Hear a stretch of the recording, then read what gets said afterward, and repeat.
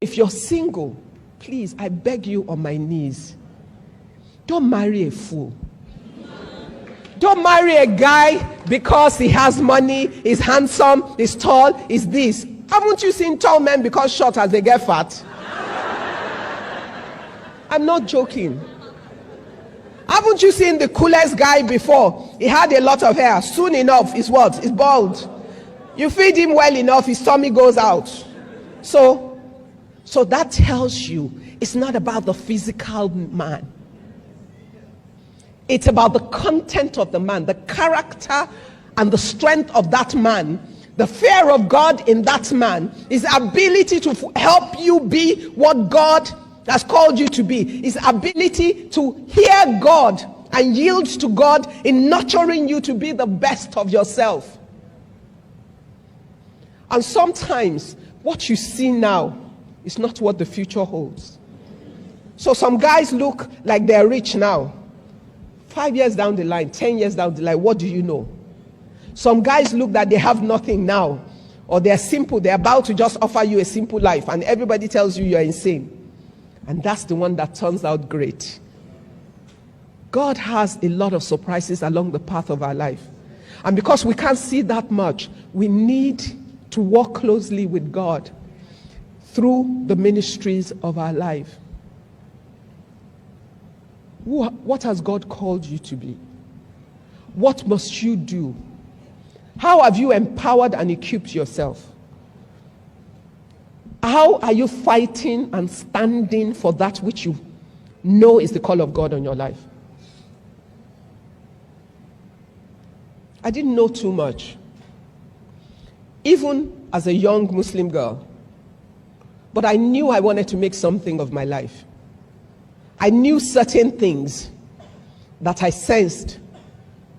And at the right time, God made sure that He took me over so that I would be able to live the life He had prepared for me. But even before then, I had some small sense that I applied. So somebody likes me, wants to marry me. He's a soldier. I don't want to be no soldier's wife. Not because there's anything wrong with him, but I wanted to have a life. I wanted a family that would be together, and I wanted to have a full career. And as far as I understood it then, they're always moving from one place to the other. Then, at another stage, there was a diplomatic guy, and I thought, I'm no diplomat's wife. Why? Most times, the wives of the diplomats don't work. They follow their husbands to the different stations. They do some work to keep busy when they're in those countries, but they can't have a full career. And I knew I wanted to make something of my life. I didn't really know what it was, but I sensed in my life that I wanted to make something of my life. So I took hard decisions as a young girl. I said, no, I'm not doing that. Then somebody had a fancy idea that since I was a Muslim girl and there was somebody who loved me and had plenty of money and everything, I would make somebody's second wife. And I thought, me. I'm nobody's second wife. Somewhere, there's my own husband. And everybody told me, you're too smart and ambitious as a young woman. Most young men can't cope with you. You're going to end up marrying an older person. I said, I don't care. If that's the older person that is called to me, as long as he has the capacity to help me to be me. But God in His wisdom, as I stood, I met the Lord. As I met the Lord, I met my husband months before I met the Lord. Same year. I met my husband in January. I became a Christian months to my wedding. It's true. And in that year, by the end of that year, I gave my life. I got married. What I'm saying is this. It looks like, let me just marry this guy. It's a key success factor in your life. Your ability to be your spouse is key. So if you're single, be deliberate about the considerations that lead to that decision. It's not an emotional decision. It's a practical decision based on your prayers, your discernment, and your ability to look at the situation and make a call. Women love men very easily. A man that is good to you every day, you love him.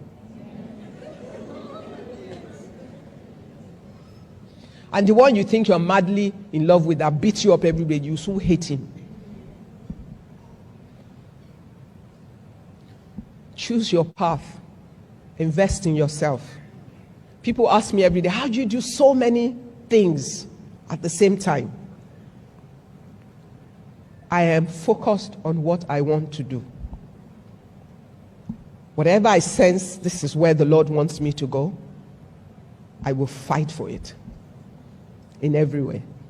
I also have no silly ideas about being invisible. I don't know what a superwoman is. I just know a woman who loves God and trusts God and who is willing to follow God every step of the way.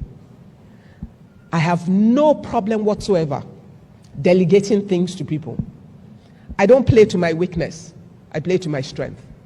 If somebody is better at something than me, I don't do it. I give it to somebody else, that person, to do. I focus on my own strength and enjoy the support of the people who are better at the things I'm not good at. Why? It's a waste of time for me trying to catch up when somebody already can do it better than me. I will play to my own strength, and everybody else has to be trying to catch up with me. People. The other part of it is people.